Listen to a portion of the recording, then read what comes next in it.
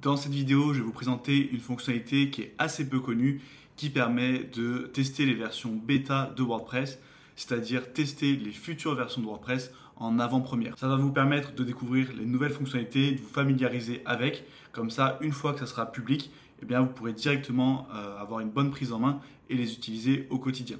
Donc pour cela, j'ai créé un site de test, puisque n'installez pas des versions bêta de WordPress sur un site qui est actif. Ça peut causer différents soucis. Donc à chaque fois, prenez le temps de créer un site de test. D'ailleurs, dans cette vidéo, j'ai utilisé InstaWP. Mais si vous voulez voir toutes les méthodes pour créer un site de test avec WordPress et voir quelle est la meilleure, je vous affiche une vidéo où je vous présente les différentes méthodes gratuites pour créer un site de test rapidement avec WordPress.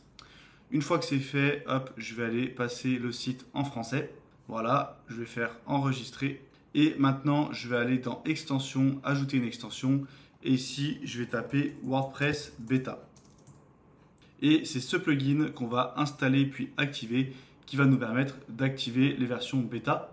Juste avant de vous montrer comment activer la version bêta, je vous invite à télécharger gratuitement la boîte à outils WordPress en cliquant sur le premier lien en description. C'est un document privé dans lequel j'ai regroupé les meilleurs outils et plugins pour créer un site WordPress professionnel. Donc je vous invite à le découvrir. Une fois qu'on a installé le plugin, on peut aller dans Réglages ici et on a plusieurs options.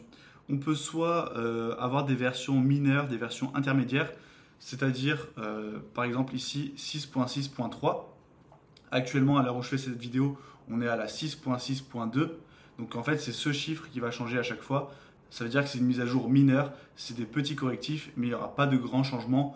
Donc, il n'y a pas grand intérêt à venir les tester.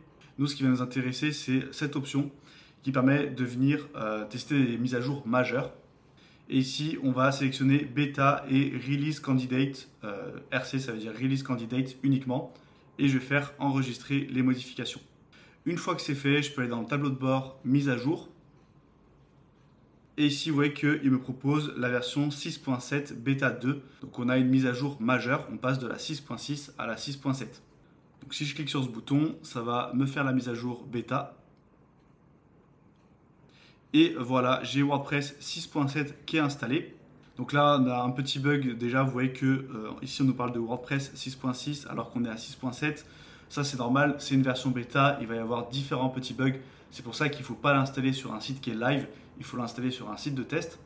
Ici, on a la présentation des nouveautés. Mais là, j'ai l'impression qu'il nous présente les nouveautés de la version 6.6. Mais en tout cas, si on veut découvrir les nouveautés, on a juste à venir explorer WordPress. Je peux vous montrer quelques nouveautés de la version 6.7 qui va bientôt sortir.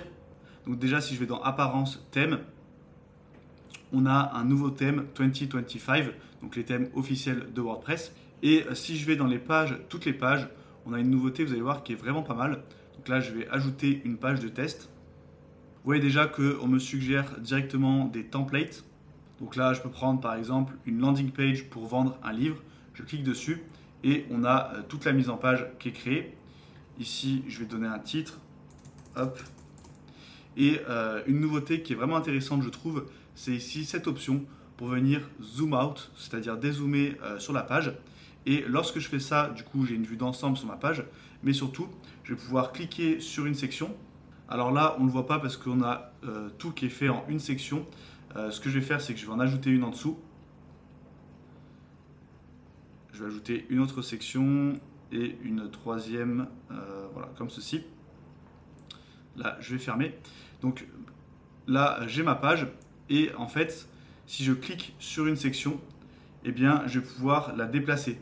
Là, vous voyez que j'ai les petites flèches et du coup, je peux très facilement réorganiser ma page. C'est un peu comme le navigateur sur Elementor.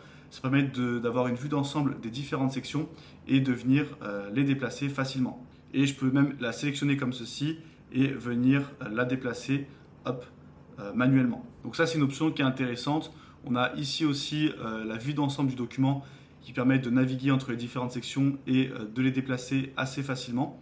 Ou même structure qui nous permet d'avoir plein d'informations sur la page en termes de contenu, notamment les différents titres et le nombre de mots. Ce qui peut être une information intéressante pour le référencement. Et si je descends, hop, que je me remets en mode création, que je descends tout en bas, que j'ajoute un bloc, donc là j'appuie sur le petit plus et je fais tout parcourir pour venir voir les blocs. Si je glisse paragraphe, hop, par défaut, on avait le panel ici qui se retirait, mais maintenant je peux glisser plusieurs blocs et le panel va rester actif tant que je ne clique pas sur la petite croix. Donc ça, pareil, c'est un petit détail, mais c'est très pratique si vous utilisez l'éditeur de blocs, plutôt qu'à chaque fois glisser un bloc, devoir recliquer sur le petit plus, tout parcourir, revenir ici.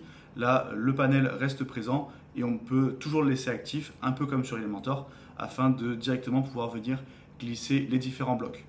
Donc voilà, vous savez maintenant comment tester les versions bêta de WordPress. Je vous rappelle que vous pouvez obtenir la boîte à outils WordPress en cliquant sur le bouton juste en dessous, afin de découvrir des nouveaux outils et plugins qui vont vous servir tous les jours. Et si vous souhaitez développer vos compétences sur WordPress, abonnez-vous à cette chaîne pour ne louper aucun tuto.